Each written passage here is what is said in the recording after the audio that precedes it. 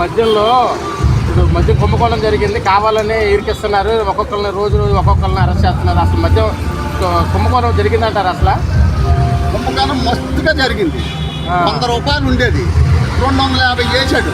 అంటే 250 అంటే 150 రూపాయలు ఎవరి జోబులోకి వెళ్ళింది. అది మళ్ళీ మంచి మందు కాదు, అది కిడ్నీలు పోయే మందు. ఎంతమంది కిడ్నీలు పోయినాయి, ఎంతమంది చచ్చారు, ఎంతమంది పాలు దిగిపోయినాయి లేడీస్వి. నువ్వు చేసిన తక్కువ చేసావా?